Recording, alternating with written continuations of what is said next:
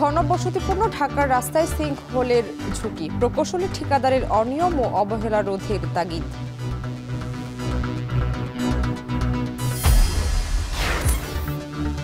দেশকে স্বৈরাচার মুক্ত করে গণতন্ত্রের রূপান্তরে পূর্ণ অংশগ্রহণ তরুণদের, জাতিসংঘে ইউথ প্রোগ্রামে প্রধান উপদেষ্টা।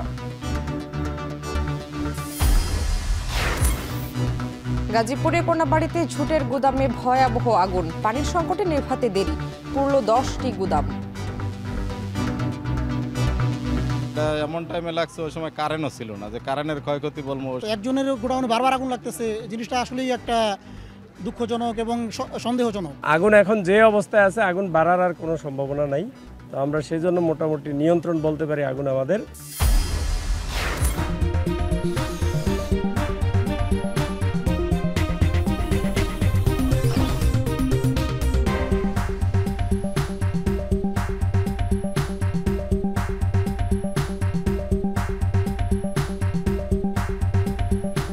স্বাগত এখন সকালে। পুরো আয়োজনে আপনাদের সঙ্গে আছি আমরা দুজন, আমি শামিমা শাম্মী, আমি সানিম রিধা।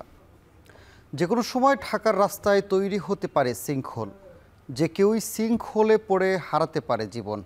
তবে প্রাকৃতিকভাবে সিঙ্কহোল হওয়ার আশঙ্কা নেই বাংলাদেশে। ঠিকাদারদের অনিয়ম ও প্রকৌশলীদের অবহেলা রোধ করা গেলে ঢাকার রাস্তায় সিঙ্কহোল হওয়ার ঝুঁকি দূর করা সম্ভব বলে মন্তব্য বিশ্লেষকদের। বিস্তারিত আতিক সমাজিকে সাথে নিয়ে আরিফ হোসেনের প্রতিবেদন। 2019 সালের 13 সেপ্টেম্বর সকালে হুট করে সুন্দরবন হোটেলের সীমানা প্রাচীর ও বীরুত্তম সিআর দত্ত সড়কের একাংশ ভেঙে পড়ে। এ ঘটনায় ক্ষতিগ্রস্ত হয় রাজধানীর সুন্দরবন হোটেল। সিঙ্কহোলের ধরন বিশ্লেষণ করলে ঘটনা একই রকম। তখন সিঙ্কহোলের বিষয়টি বাংলাদেশের মানুষের কাছে অজানা। পরে ধানমন্ডির একটি সড়কে হুট করেই রাস্তা ধসে পড়ে। সে ঘটনায়ও হতাহত হয়নি কেউ। তবে সেই ঘটনার মাধ্যমে বাংলাদেশের মানুষের কাছে পরিচিতি পায় সিঙ্কহোল। সিঙ্কহোল কি, সে প্রশ্নের উত্তর খুঁজতে বিশ্বের বিভিন্ন দেশে ঘটে যাওয়া ঘটনার দিকে তাকাতে চায় এখন টিভি। সিঙ্কহোল হলো একটি গভীর খাদ বা গর্ত, যা ভূপৃষ্ঠের উপর তৈরি হয় যখন নিচে থাকা মাটি বা শিলার স্তর ধসে পড়ে। সাম্প্রতিক সময়ে থাইল্যান্ডের রাজধানী ব্যাংককে একটি হাসপাতালের সামনের সড়কে হুট করে তৈরি হয় সিঙ্কহোল। এ ঘটনায় হতাহতের খবর পাওয়া যায়নি এখনো। তবে প্রশ্ন, রাজধানী ঢাকার সড়ক নিয়ে যদি এমন ঘটনা বাংলাদেশের রাজধানী ঢাকায় হয়, তাহলে হতাহতের সংখ্যা চিন্তা করেই আটকে ওঠে অনেকে। কি বলছে বিশ্লেষকরা? সিঙ্কহোল দুই রকম হয়, একটা হচ্ছে ন্যাচারাল, সাধারণত ডোলোমাইট বা এই ধরনের জিওলজিক ফেনোমেনা হয়, আরেকটা হচ্ছে আমরা আর্টিফিশিয়াল অর্থাৎ ম্যানমেড সিঙ্কহোল।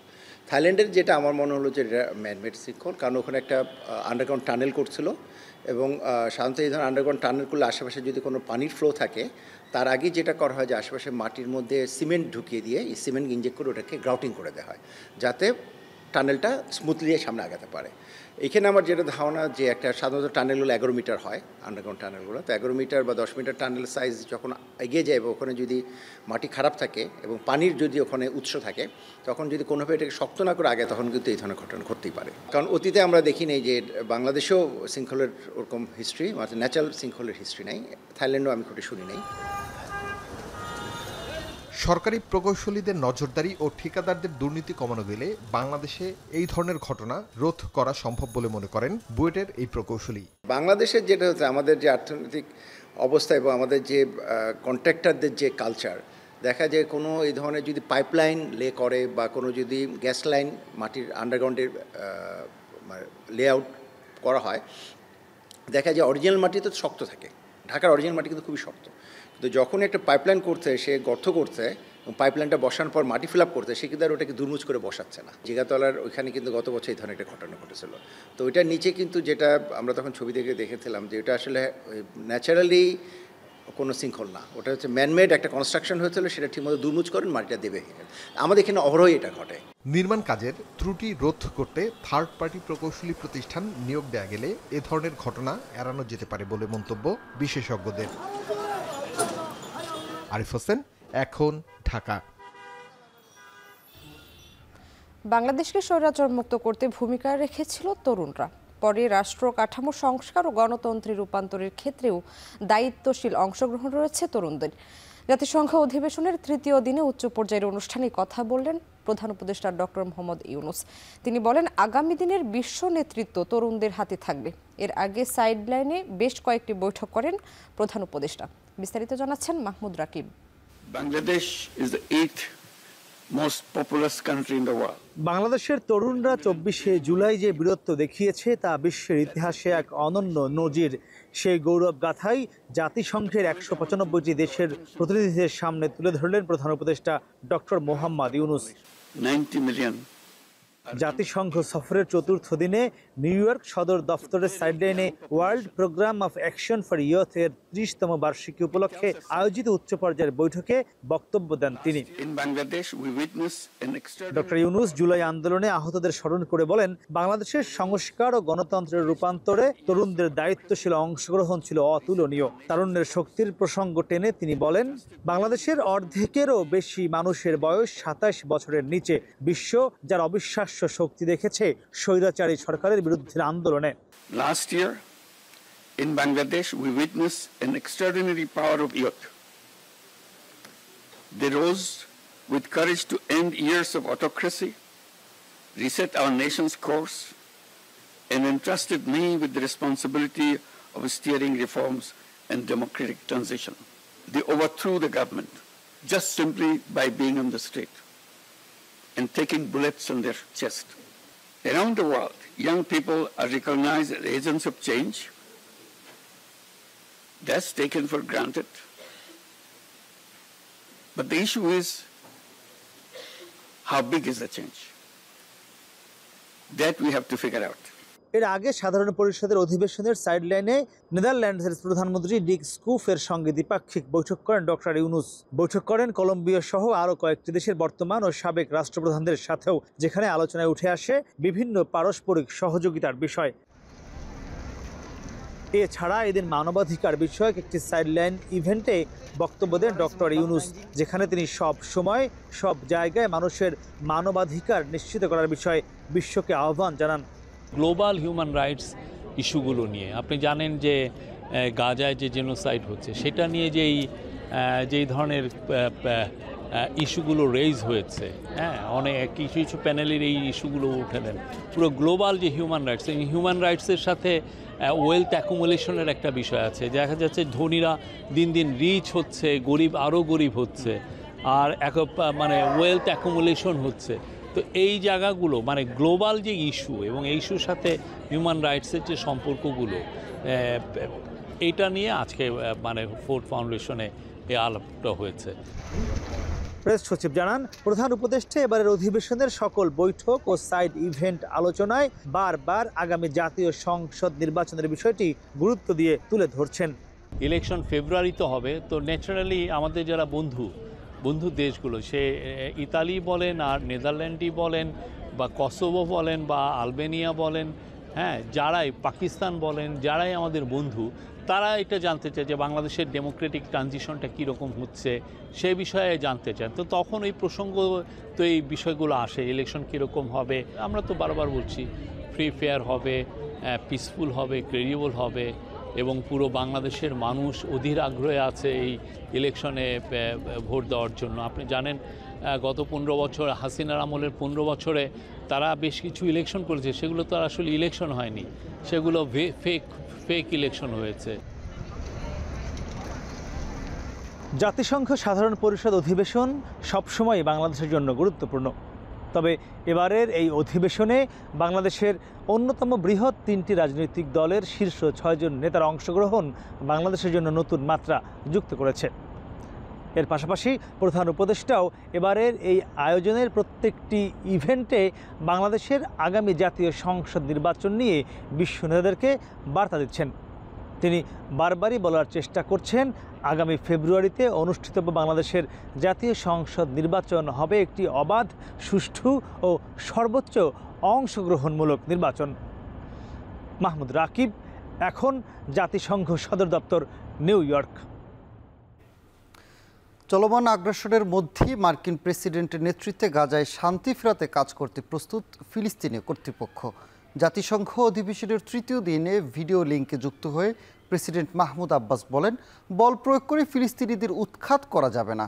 ঘোষণা করেন সংঘাত থামার 1 বছরের মধ্যে প্রেসিডেন্ট ও পার্লামেন্ট নির্বাচন আয়োজন করার পরিকল্পনা আছে তাদের। যুক্তরাষ্ট্রের নিউ ইয়র্ক থেকে বিস্তারিত জানাচ্ছেন আব্দুল আহাদ। জাতিসংঘের ৮০তম অধিবেশনের বৈশ্বিক যে সংকটগুলোর ওপর সর্বোচ্চ গুরুত্ব দেওয়া হচ্ছে তার একটি গাজা যুদ্ধ। তাই অধিবেশনের তৃতীয় দিনে ফিলিস্তিনি প্রেসিডেন্টের বক্তব্যের ওপর নজর ছিল আন্তর্জাতিক গণমাধ্যমের। ফিলিস্তিনি কর্তৃপক্ষ চেয়েছিল অন্যান্য বিশ্ব নেতাদের মতো মাহমুদ আব্বাসও সরাসরি ভেন্যুতে উপস্থিত হয়ে ভাষণ দেবেন। পরে বিশেষ ভোটাভুটির মাধ্যমে ফিলিস্তিনি প্রেসিডেন্টকে ভিডিও লিঙ্কের মাধ্যমে অধিবেশনে ভাষণ দেওয়ার প্রস্তাব পাশ করে জাতিসংঘ। ভাষণে মাহমুদ আব্বাস প্রথমেই দাবি করেন ৭ অক্টোবরের হামলার সঙ্গে ফিলিস্তিনের সাধারণ মানুষের কোনো সম্পৃক্ততা নেই, তবে বল প্রয়োগ করে ফিলিস্তিনিদের নিজ ভূখণ্ড থেকে উচ্ছেদ করা যাবে না বলে হুঁশিয়ারি দিয়েছেন তিনি।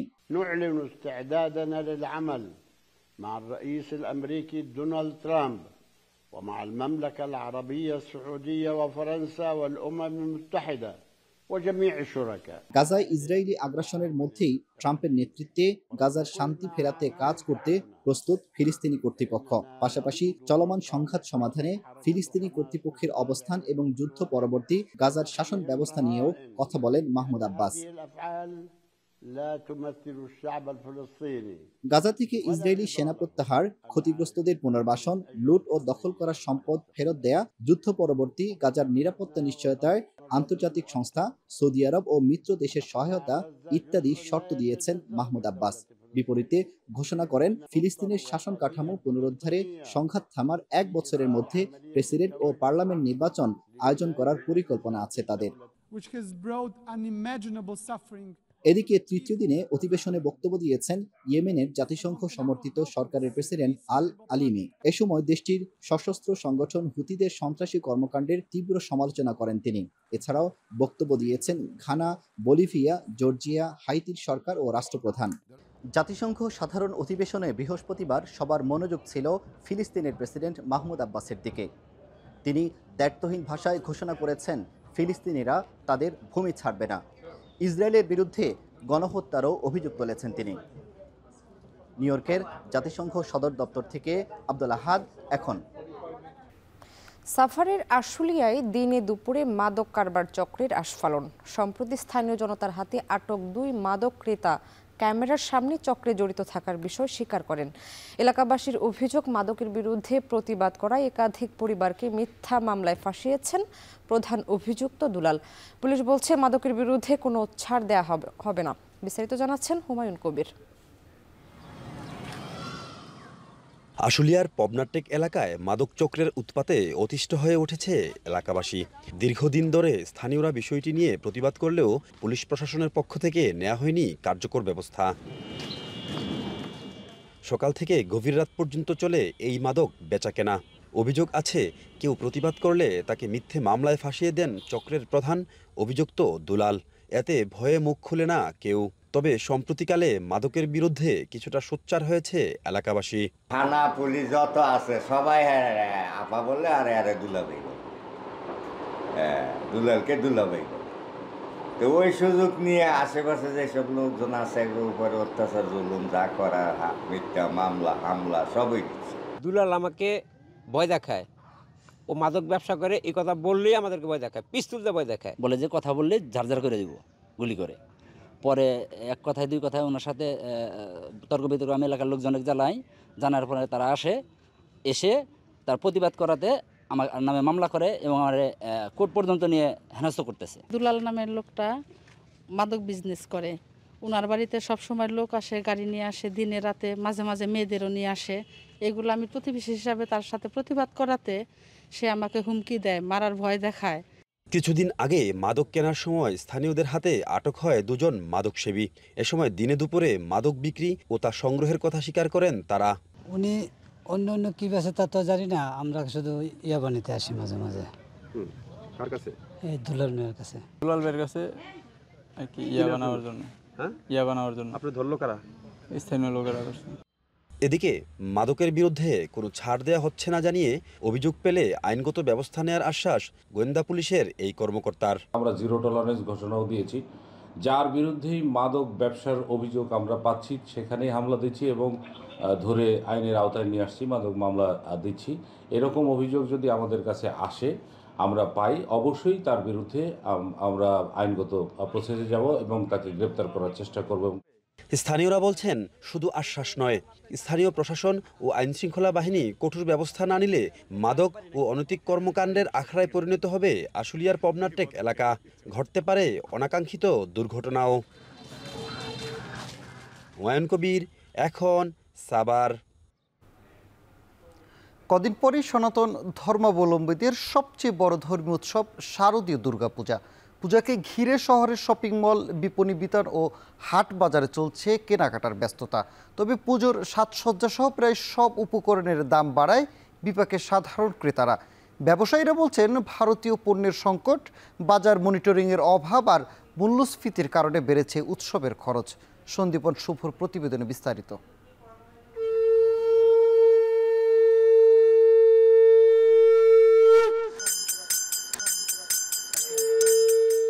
জমে উঠতে শুরু করেছে দুর্গাপূজার আয়োজন। দেবীপক্ষ শুরুর আগেই ধুম পড়ে পূজার সামগ্রী কেনার। তবে এবারের চিত্র খানিকটা ভিন্ন। পূজার প্রায় সব উপকরণ ও দেবীর পোশাক আশাকের দাম বেড়েছে আকাশ ছোঁয়া। এতে বাড়তি ব্যয়ের চিন্তা ক্রেতাদের। বিক্রি কমে যাওয়ায় চিন্তিত ব্যবসায়ীরাও। পূজার বিভিন্ন উপকরণ, কাঁসার বাসন, বাদ্যযন্ত্র, প্রতিমার পোশাক সহ সব উপকরণের দাম প্রায় দ্বিগুণ হওয়ায় বিক্রি কমেছে আশঙ্কাজনক হারে। যে জিনিস মানে আগে কই 500-600 টাকা দিল, তো এই জিনিস 800-900 টাকা। শাখা তো বাড়ছেও, আর সবগুলো মানে ফলা দরিয়া বা ওই যে তামা কাঁসা পিতল আছে না, সবগুলো দামে বাড়ছে। শুধু প্রতিমার সাজসজ্জাই নয়, পূজাকে কেন্দ্র করে নারীদের প্রধান আকর্ষণ শাড়ি ও অলংকারের বাজারেও এখন বাড়তি দামের চাপ। ব্যবসায়ীরা বলছেন, ভারতীয় কালেকশন কম আসায় সরবরাহ ও চাহিদার ফারাক বেড়েছে। এতে দামও বেড়েছে 1.5 থেকে 2 গুণ পর্যন্ত। ওটাই বেশি লাগে, তারপরেও আমরা মনে করেন ইয়ে হইয়া লইরাম আর কি। মাকে এবং বাবাকে নিয়ে আসছি পূজা শপিং করতে এবং তাদের জন্য ভরপুর কেনাকাটা করছি। এবার আসলে ভারতের যে কালেকশনগুলো খুবই কম, আমরা দেশি পণ্য সবচেয়ে বেশি বিক্রি হয়। মানে কম হতে মাল দাম বাড়ছে। কাস্টমাররা তো মানে লাস্টের দিকে সবাই আসে, এখনো বোঝা যাচ্ছে না, তো যতটুকু পাচ্ছি মানে মোটামুটি ভালোই। পূজা কমিটির নেতাদের অভিযোগ, প্রতিমা নির্মাণ থেকে আলোকসজ্জা প্রতিটি ক্ষেত্রেই ব্যয় বেড়েছে। বাজেট 50% বাড়িয়েও খরচ মেটাতে হিমশিম অবস্থা। গত বছরই আমাদের প্রায় 12 লাখ টাকার মতো আমাদের বাজেট ছিল বা ব্যয় হয়েছে। এই বছর জানি না, আমরা আসলেই একবারে হিমশিম খাচ্ছি। গত বছর যে জিনিসগুলো আমরা যে দামে কিনেছি, এবছর বাজারে গিয়ে আমাদের মাথায় হাত, প্রায় অলমোস্ট ডাবল হয়ে গেছে প্রতিটা জিনিসের দাম। বাজারে লাগামহীন মূল্য বৃদ্ধি, প্রশাসনের নজরদারির অভাব আর ভারতীয় পণ্যের সংকট সব মিলিয়ে পূজার বাজারে খানিকটা অস্থিরতা। এই অবস্থায় প্রশাসনের কঠোরভাবে বাজার তদারকির দাবি ক্রেতাদের। সন্দীপন শুভ, এখন, সিলেট। দেশের মতো কানাডায়ও জমে উঠেছে দুর্গাপূজার শেষ মুহূর্তের কেনাকাটা। বাঙালি পাড়াগুলোতে এখন উৎসব মুখর পরিবেশ। শাড়ি, পাঞ্জাবি, কোটি থেকে শুরু করে সব ধরনের দেশীয় কাপড় মিলছে দোকানগুলোতে। তবে দামটা গেলবারের তুলনায় খানিকটা বেশি। টরন্টো থেকে সৈয়দ ইফতেখার জানাবেন বিস্তারিত। কানাডায় এখন বাংলাদেশি পোশাক খুব সহজেই মেলে, আর যদি থাকে টরন্টোর ড্যানফোর্থ বাঙালি পাড়া, তাহলে তো কথাই নেই। বাঙালি ক্রেতাদের পছন্দের শীর্ষে এখানকার দেশীয় দোকানগুলো। কেবল বাংলাদেশি লোকজনই নয়, কলকাতার বাঙালিরাও এখানে খুঁজে নেন উৎসব পার্বণের পোশাক। দুর্গাপূজা ঘিরে নতুন নতুন পণ্যে সেজেছে শোরুম। ডলারের হিসেবে দামটা একটু বেশি মনে হলেও আনন্দ উদযাপনের কাছে তা নিতান্তই কম। আমাদের এখানে ইউজ কালেকশন আছে, শাড়ি, পাঞ্জাবি, জুয়েলারি, এভরিথিং। আমাদের শাড়ি স্টার্ট $25 থেকে একদম $400 পর্যন্ত শাড়ি আছে। পাঞ্জাবি আমাদের কাছে $25 থেকে স্টার্ট। আপনার সব ধরনের পাঞ্জাবি পেয়ে যাবেন, কিডস পাঞ্জাবি, বড়দের পাঞ্জাবি, তারপরে গার্লস কুর্তি, গার্লস টিপিস সব, বড়দের টিপিস সবই আছে। সকাল থেকে রাত নানা বয়সী ক্রেতার ভিড় চোখে পড়ে। বিভিন্ন ধরনের মানুষের কথা মাথায় রেখে বাংলাদেশ ও ভারতের পশ্চিমবঙ্গ দু জায়গা থেকেই আনা হয়েছে ঐতিহ্যবাহী পোশাক। দুর্গাপূজা মানে উপলক্ষে ভালোই রেসপন্স পাচ্ছি, প্রচুর কাস্টমার আমাদের শপে আসছে। প্রতিটা আইটেম আমরা রিজনেবল প্রাইসে দেওয়ার চেষ্টা করছি। টরন্টো ছাড়াও মন্ট্রিয়াল, ক্যালগেরি, ভ্যাঙ্কুভারেও পূজার বড় আয়োজন রয়েছে। হিন্দু ধর্মাবলম্বীরা ছাড়াও অন্য ধর্মের মানুষজনও উৎসাহ উদ্দীপনার সঙ্গে কেনাকাটা করছেন। কোথাও কোথাও মিলছে ছাড়ও। অনেকে আবার ক্যানাডিয়ান শপিং মলেও সারছেন কেনাকাটা। পূজা শেষে অক্টোবরে রয়েছে থ্যাঙ্কসগিভিং ডে, ফলে সার্বিকভাবে জমে উঠেছে বেচা বিক্রি। সৈয়দ ইফতেখার, এখন কানাডা। গাজীপুরের কোনাবাড়িতে ভয়াবহ আগুনে পুড়ে ছাই হয়েছে ঝুট গুদামের কোটি টাকার মালামাল। ফায়ার সার্ভিসের 7টি ইউনিট প্রায় 3.5 ঘন্টার চেষ্টায় আগুন নিয়ন্ত্রণে আসে। এদিকে পানির সংকটে দমকল কর্মীদের আগুন নেভাতে বেগ পেতে হয়েছে বলে জানিয়েছে ফায়ার সার্ভিস। ইফতেখার রায়হানের প্রতিবেদনে বিস্তারিত। চোখের সামনে পুড়ছে স্বপ্ন। ভয়াবহ আগুনের সামনে নিরুপায় মানুষ দাঁড়িয়ে দেখছেন ভস্মীভূত হয়ে যাওয়া স্মৃতিটুকু। বৃহস্পতিবার সন্ধ্যার পর হঠাৎ আমবাগ নজরদিঘি নাদের আলী উচ্চ বিদ্যালয়ের পাশের একটি ঝুট গুদামে আগুন লাগে। মুহূর্তেই আগুনের লেলিহান শিখা ছড়িয়ে পড়ে পাশের কয়েকটি গুদামে। খবর পেয়ে প্রথমে কোনাবাড়ি ফায়ার সার্ভিসের 3টি ইউনিট নিয়ন্ত্রণে কাজ শুরু করে। আগুনের তীব্রতা বাড়লে যোগ দেয় ভোগড়া মডার্নের 2টি ও সারাবোর আরও 2টি ইউনিট। প্রায় 3.5 ঘন্টার চেষ্টায় রাত 11টার পর নিয়ন্ত্রণে আসে আগুন। ততক্ষণে পুড়ে ছাই হয়ে যায় অন্তত 10টি গোদামের কয়েক কোটি টাকার মালামাল। ক্ষতিগ্রস্ত হয় বিদ্যালয়ের ভবনের বেশ কয়েকটি শ্রেণীকক্ষ। স্থানীয়রা বলছেন, কোনো ধরনের অগ্নি নিরাপত্তা ছাড়া আবাসিক এলাকা ও স্কুল ঘেঁষে গোদাম তৈরি হওয়ায় আগুন দ্রুত ছড়িয়ে পড়ে। কিভাবে দাও করে আগুন জ্বলতেছে, কিচ্ছু করার নাই। এই পানি দিয়ে কোনো কিছুই করার হবে না। এমনভাবে পূব-পাশ থেকে আগুনটা লাগছে, ওই আগুনটা কোনো পরিকল্পিত ছাড়া আর কিছু না। ফায়ার সার্ভিস বলছে, পানির উৎস না থাকায় আগুন নিয়ন্ত্রণে বেগ পেতে হয় তাদের। তবে আগুন লাগার কারণ ও ক্ষয়ক্ষতির পরিমাণ তদন্ত শেষে জানা যাবে বলছেন তারা। প্রায় সময় এখানে আগুন লাগে এবং আগুন লাগলে একই অবস্থা, অনেক কষ্ট করতে হয় পানি নিয়ে আসা। এটা খুবই ঝুঁকিপূর্ণ একটা এলাকা। আপনাদের মাধ্যমে একটা অনুরোধ করতে চাই, যারা অথরিটি তারা যেন এখানে পানির রিজার্ভারের ব্যবস্থা করেন। অন্তত আন্ডারগ্রাউন্ড বড় বড় রিজার্ভারও যদি ফাঁকে ফাঁকে থাকে, তাহলে আমরা সেই পানি ব্যবহার করে কিন্তু অগ্নি নির্বাপন করতে পারি। এর আগে গত সোমবার টঙ্গীতে একটি কেমিক্যালের গোদামে অগ্নিকাণ্ডের ঘটনা ঘটে, যেখানে আগুন নেভাতে গিয়ে কেমিক্যাল বিস্ফোরণে দগ্ধ হয়ে 2 ফায়ার ফাইটার নিহত হন। এখন গাজীপুর। হাওড়ের জেলা সুনামগঞ্জে আবহাওয়া ও জলবায়ুর পরিবর্তনে সংকটে পড়েছে দেশীয় মাছের উৎপাদন। শুকিয়ে যাচ্ছে বিল আর জলাশয়। সময় মতো পানি না আসায় মাছ ধরা যাচ্ছে না। এছাড়া ক্ষতিকর জালের ব্যবহারে কমে যাচ্ছে দেশীয় মাছ। যদিও বিল নার্সারি স্থাপন ও দেশীয় মাছের পোনা উন্মুক্ত করার আশ্বাস দিয়েছে মৎস্য বিভাগ। লিপসন আহমেদের প্রতিবেদন। যে সুনামগঞ্জকে একসময় বলা হতো মাছের জেলা, সেখানে এখন শূন্যতার ছাপ। সারাদিন জাল ফেলেও হাতে গোনা কয়েকশো টাকার মাছ নিয়ে ঘরে ফিরছেন জেলেরা। সংসার চালাতেই হিমশিম খেতে হচ্ছে তাদের। শিয়ালমারা হাওরপাড়ের বাসিন্দা নজির উদ্দিন। সকাল থেকে সন্ধ্যা পর্যন্ত বিভিন্ন হাওর ও নদীতে জাল ফেলে মাছ শিকার করেন তিনি।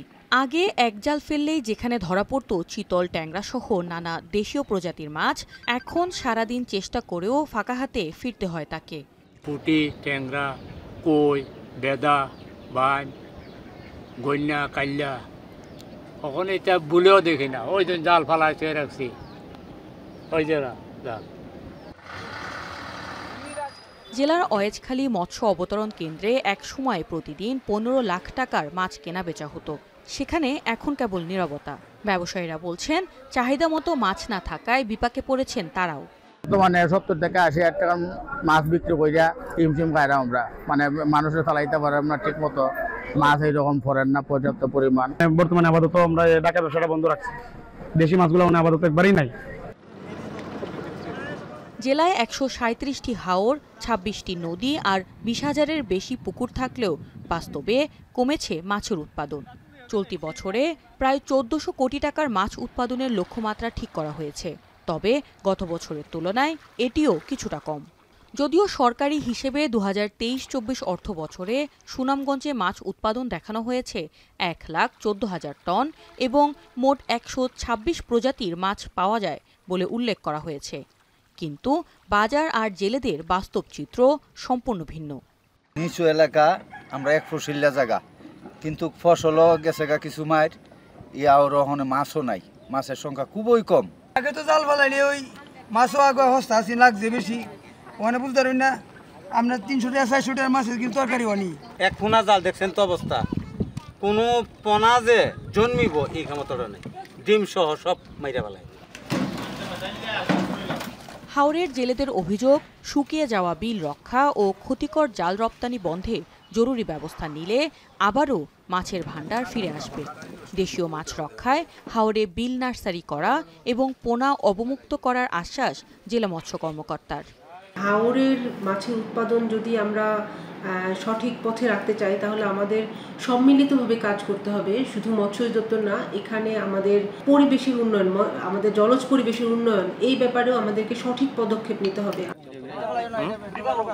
এদিকে সম্প্রতি জেলার মৎস্য সম্পদ বিষয়ক এক মতবিনিময় সভায় নিষিদ্ধ জাল বন্ধে ব্যবস্থা নেওয়ার কথা জানান মৎস্য ও প্রাণী সম্পদ উপদেষ্টা। এটা যদি আমদানি করা জাল হয়ে থাকে, এটা আমদানি বন্ধের জন্য অবিলম্বে ব্যবস্থা করতে হবে। এটা যদি উৎপাদন করা হয়ে থাকে তাহলে ফ্যাক্টরিগুলো বন্ধ করতে হবে এবং ওখানে অভিযান চালাতে হবে।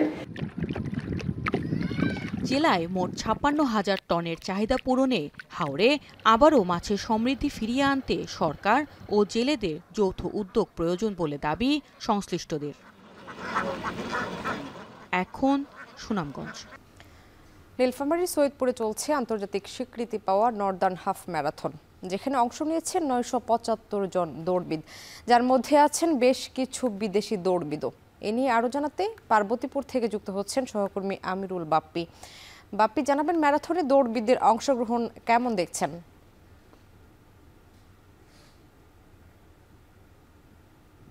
স্বামী, ঠিক ভোর 5:30টায় শুরু হয়েছে এই হাফ ম্যারাথন এবং এই ম্যারাথনের সব থেকে লম্বা যে অংশটি সেটি হচ্ছে 10.5 কিলোমিটার যাওয়া এবং ফিরে আসা, অর্থাৎ প্রায় 21 কিলোমিটার এটাকে হাফ ম্যারাথন বলছে এবং সেখানেই সবচেয়ে বেশি সংখ্যক দৌড়বিদ অংশ নিয়েছেন। এছাড়া অন্যান্য 10 কিলো, 7 কিলো, 5 কিলো, 1 কিলোমিটারে বিভিন্ন বয়সের বা যাদের যেরকম ইচ্ছে সেরকম যে দৌড় আছে সেই দৌড়ে অংশ নিয়েছেন দৌড়বিদরা। এবং আমরা দেখেছি এখন যে একদম ফিনিশিং যে পয়েন্টটি ছিল, অর্থাৎ যেখান থেকে টার্ন করবে, সেই টার্ন করে দৌড়বিদরা ইতিমধ্যেই একদম স্টার্টিং পয়েন্টের দিকে যেতে শুরু করেছে এবং আমি দেখেছি যে এটি একদম রীতিমতো একটা উৎসবে পরিণত হয়েছে। আজকে সৈয়দপুরের এই যে দৌড়ের যে অংশটি আছে স্টার্টিং পয়েন্টটি, সেই স্টার্টিং পয়েন্টটি উৎসবে এখানে 975 জন দৌড়বিদ অংশ করছেন এবং সারা দেশ থেকে তো বটেই, বিদেশিও 6 জন আছেন, বিভিন্ন দেশ থেকে তারা রেজিস্ট্রেশন করেছেন এবং এসেছেন এই অংশ নিতে। এবং আমরা দেখেছি অনেক ছোট ছোট বাচ্চাও আছে যারা এই দৌড়ে অংশ নিয়েছেন, তাদের বাবা অথবা মায়ের হাত ধরে তারা এই দৌড়ে অংশ নিয়েছেন, যে যতটুকু পারছে তেমন করেই সেই দৌড়ে অংশ নিচ্ছেন। তো গতকালকে থেকেই আসলে এটার প্রস্তুতি শুরু হয়েছিল, গতকালকে কিট এক্সপো হয়েছিল, তারপর আজকে সকালে দিনাজপুরের যিনি জেলা প্রশাসক আছেন তিনি এই দৌড়ের উদ্বোধন করেন এবং তিনিও দৌড়ানোর সাথে। এবং এই যে এখন যেসব দৌড়বিদরা গিয়ে শেষ করবেন তাদের জন্য মেডেলের ব্যবস্থা থাকছে, কিছু একদম সামান্য আর্থিক পুরস্কারের ব্যবস্থা আছে বলে আমরা জানতে পেরেছি। কিন্তু রানারদের সাথে আমার কথা হয়েছিল, তারা বলছে যে তারা আসলে কোনো কিছু পাওয়ার জন্য না, তারা নিজেদের প্রশান্তির জন্য এবং আনন্দের জন্য এই ধরনের দৌড়ে অংশ নিয়ে থাকে। এবং যারা নিয়মিত দৌড়ান তারা বলছেন যে দেশের যে প্রান্তেই এরকম ম্যারাথন বা দৌড়ের আয়োজন করা হোক না কেন, তারা এই দৌড়ে অংশ নিয়ে থাকেন। তো আমি দেখেছি যে বিভিন্ন পয়েন্টে একটু কিছু দূর পরপর হাইড্রেশন পয়েন্ট রয়েছে, যেখানে যারা দৌড়চ্ছেন তাদের যেন ক্লান্তি না হয় বা ডিহাইড্রেশন না হয়, সেখানে পানি, স্যালাইন, বিভিন্ন ধরনের ফলের ব্যবস্থাও করেছেন। এবং এই পুরো আয়োজনটা করছে সৈয়দপুর রানার্স নামে একটি সংগঠন। এবার নিয়ে তৃতীয়বারের মতো এবার এই রানটি হচ্ছে এবং এর আগে 2 বছরই 10 কিলো রান হয়েছিল এবং সেই 10 কিলো রানের পরবর্তী ধারাবাহিকতা এবারের এই হাফ ম্যারাথন, এবং এটি কিন্তু এবার আন্তর্জাতিক স্বীকৃতি পেয়েছে। যে ম্যারাথনের যে আন্তর্জাতিক সংগঠন আছে AIMS, সেই AIMS এর স্বীকৃতি পাওয়া এবারের এই হাফ ম্যারাথনটি। এবং আয়োজকরা যেটি আমাকে জানিয়েছেন যে এই ধারাবাহিকতা অব্যাহত থাকবে এবং এর পরে যেন পূর্ণাঙ্গ ম্যারাথন তারা আয়োজন করতে পারে সে চেষ্টাও তারা চালিয়ে যাচ্ছেন ধীরে ধীরে, পরবর্তীতে যেন এই পূর্ণাঙ্গ ম্যারাথনে তারা এটিকে রূপ দিতে পারে। এবং সৈয়দপুরের এই ম্যারাথনটি আন্তর্জাতিকভাবে যেন একটি ভালো পর্যায়ে চলে যায় সে চেষ্টাও আছে আসলে তাদের মাঝে। তো শাম্মী, এই ছিল আমার কাছে হাফ ম্যারাথনের সবশেষ অবস্থা পার্বতীপুর থেকে। লন্ডনের বাংলা টাউনের ব্রিক লেন নাম শুনলেই মনে পড়ে ব্রিটিশ কারুশিল্পের স্বর্ণযুগের কথা। একসময় এই শিল্প শুধু খাবারের স্বাদই নয়, ব্রিটেনের অর্থনীতিতেও রেখেছিল গুরুত্বপূর্ণ ছাপ। তবে সময়ের সঙ্গে সঙ্গে হারাতে বসেছিল এই জৌলুস। ভোজন রসিকদের আবারও ব্রিক লেনে আনার উদ্দেশ্যে এবার আয়োজন করা হয়েছে 3 দিন ব্যাপী ব্রিক লেন ফেস্টিভ্যাল। যুক্তরাজ্য থেকে বিস্তারিত শরীফুল ইসলাম চৌধুরীর প্রতিবেদনে। হাজারো মানুষের সমাগম আর বর্ণিল আয়োজনে অনুষ্ঠিত হল ব্রিক লেনের কারি ফেস্টিভ্যাল। পূর্ব লন্ডনের কারির রাজধানী খ্যাত ব্রিক লেনে 3 দিন ব্যাপী এই উৎসবে মানুষকে আকৃষ্ট করে বাংলা টাউনের ঐতিহ্য, স্বাদ আর বৈচিত্র্যকে। সাংস্কৃতিক আয়োজন আর বাহারি শোভাযাত্রায় উৎসব মুখর হয়ে ওঠে পরিবেশ। টাওয়ার হ্যামলেটস কাউন্সিল ও বাংলা টাউন বিজনেস অ্যাসোসিয়েশনের যৌথ আয়োজনে অনুষ্ঠানে আগত অতিথিরা কারি শিল্পকে আরও সমৃদ্ধ করতে নানা দিক নির্দেশনা দেন। We want to support the businesses. We want to support the curry industry. It employs 100,000 people, 12,000 business outlets across the country. বাংলাদেশের অনেক প্রোডাক্ট আছে যেগুলো জিওগ্রাফিক্যালি জিআই রেকগনিশন পেয়েছে আর কি, জিওগ্রাফিক্যাল ইন্ডিকেশন যেটাকে বলে। তো সেগুলোকে কিন্তু আমরা এখানে মার্কেটিং করতে পারি। আমরা এখানে এই দেশে 12,000 রেস্টুরেন্ট এবং এখানে 4.2 বিলিয়ন টু দ্য ব্রিটিশ ইকোনমিতে আমরা কন্ট্রিবিউট করে থাকি। আজকে এখানে Brick Lane, the curry capital of Europe, এখানে এসে আমরা ফুড ফেস্টিভ্যাল করতেছি। That's amazing. ব্রিক লেনের কারি সংস্কৃতিকে নতুনভাবে তুলে ধরতে দীর্ঘ প্রায় 1 দশক অর্থাৎ 2016 সালের পর আবারও কারি উৎসব অনুষ্ঠিত হয়েছে। ধারাবাহিকতা রাখতে চান আয়োজকরা। Brick Lane is Bangladesh from Bangladesh. It's the second Bangladesh. It's known as the curry capital of Europe. We need to hold on to our heritage. Our forefathers worked in the factory. Our fathers, our brothers worked in the restaurant sector. So we're really happy that food has united everyone. We've got amazing entertainment here. If you're not down here, make sure you come down. যুক্তরাজ্যের প্রায় 90,000 রেস্টুরেন্টের এই সাম্রাজ্য প্রতি বছর দেশের অর্থনীতিতে অবদান রাখে 93 বিলিয়ন পাউন্ড। এর মধ্যে বাংলাদেশি মালিকানাধীন রেস্টুরেন্টগুলোই যোগান দেয় প্রায় 4.5 বিলিয়ন পাউন্ড। শুধু খাবার নয়, এই শিল্প প্রজন্মের ঐতিহ্য, শ্রম ও স্বপ্ন মিলিয়ে গড়ে তুলেছে এক নিঃশব্দ অর্থনৈতিক বিপ্লব। শরীফুল ইসলাম চৌধুরী, এখন লন্ডন। রাজনীতিতে জড়িয়ে সাকিব মাশরাফির পথে এগোচ্ছেন তামিম ইকবাল। বিএনপিও তামিমকে ব্যবহার করছে। এখন টেলিভিশনকে দেয়া একান্ত সাক্ষাৎকারে জানিয়েছেন ক্রীড়া উপদেষ্টা আসিফ মাহমুদ সজীব ভুইয়া। আসন্ন বিসিবি নির্বাচনে বুলবুলকেই এগিয়ে রাখছেন তিনি। তবে সরকারি হস্তক্ষেপের কথা বলে আইসিসির নিষেধাজ্ঞার ভয় দেখানোর বিষয়টিকে উড়িয়ে দিয়েছেন ক্রীড়া উপদেষ্টা। 2 পর্বের সাক্ষাৎকারের প্রথম পর্ব দেখুন আরিফুল ইসলাম সাহাবের প্রতিবেদনে। শ্রীলঙ্কান কিংবদন্তি সনাত জয়াসুরিয়া একসময় রাজনীতির সঙ্গে ওতপ্রোতভাবে জড়িত ছিলেন। পরবর্তীতে সেই ভুল তার ভেঙেছে। বাংলাদেশের 2 ক্রিকেট কিংবদন্তি মাশরাফি সাকিবদের ভুল ভেঙেছে কিনা সেই উত্তর অজানা, তবে তাদের পরিণতি দৃশ্যমান।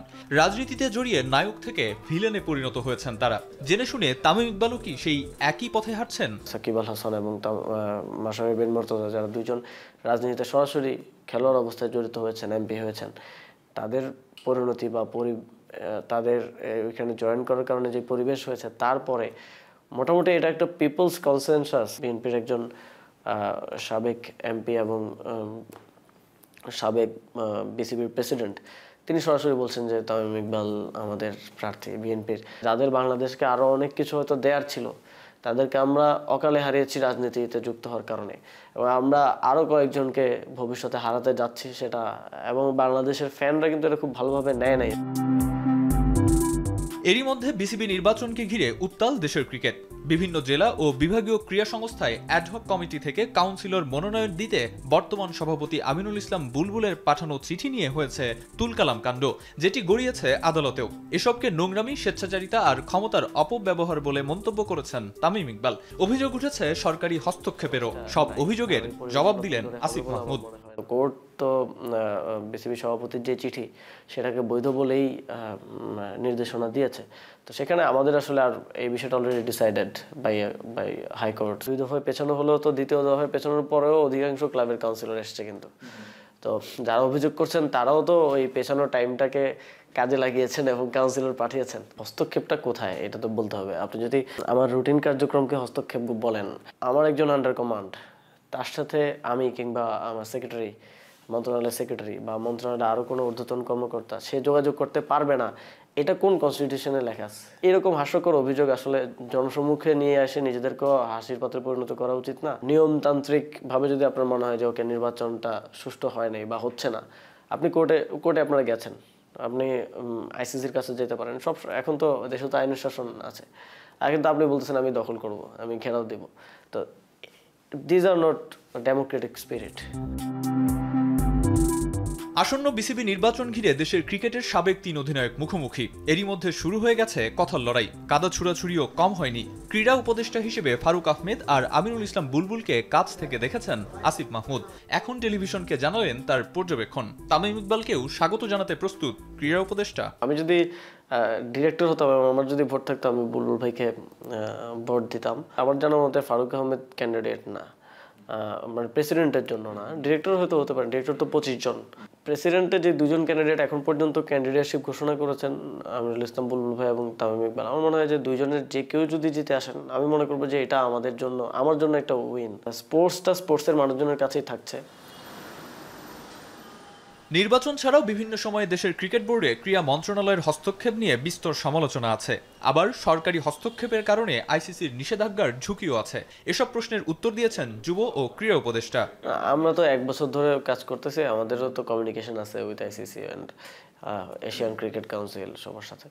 তো আমাদের মনে হচ্ছে যে এটা অনেকটা আসলে জুজুর ভয়ে দেখিয়ে রাখা হয় সবসময়, যে যারা ওই জিনিসগুলো কন্ট্রোল করে তারা এক ধরনের সবাইকে দূরে রাখার জন্য যে আইসিসি নিষেধাজ্ঞা দিবে এই করবে। যখন আমরা প্রথম আসলাম তখন আপনারা জানেন যে বিসিবির প্রেসিডেন্ট, তখনকার প্রেসিডেন্ট পলাতক, তখনও বলা হচ্ছিল যে প্রেসিডেন্টকে সরিয়ে দিলে আইসিসির নিষেধাজ্ঞা আসতে পারে। আসলে এইখানে আপনি যদি প্রপারলি কমিউনিকেট করতে পারেন যে why you are doing that, এবং এটা যদি তার গাইডলাইনের মধ্যে থাকে, তাহলে শুধু নিষেধাজ্ঞা দেওয়ার তো কোনো কারণ নেই। রাজনীতি, নির্বাচন, ক্ষমতা প্রসঙ্গগুলো আসলেই অনিয়ম কিংবা বিতর্ক চিরন্তন। তবে নতুন বাংলাদেশের স্বপ্নে আলোচনা, অংশগ্রহণ আর সুপরিকল্পনায় কেটে যাক সকল প্রতিবন্ধকতা, যেখানে গুরুত্বপূর্ণ ভূমিকা পালন করবে ক্রীড়াঙ্গন। আরিফুল ইসলাম সাহাব, এখন, ঢাকা। শেষ করছি এখন সকাল। শিরোনামগুলো জানিয়ে দেব আরো একবার। ঘনবসতিপূর্ণ ঢাকার রাস্তায় সিঙ্কহোলের ঝুঁকি, প্রকৌশলী ঠিকাদারের অনিয়ম ও অবহেলা রোধের তাগিদ।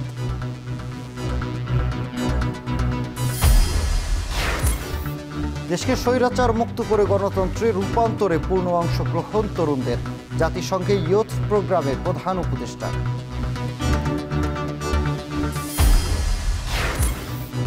গাজীপুরের কোনাবাড়িতে ঝুটের গুদামে ভয়াবহ আগুন, পানির সংকটে নেভাতে দেরি, পুরল 10টি গুদাম।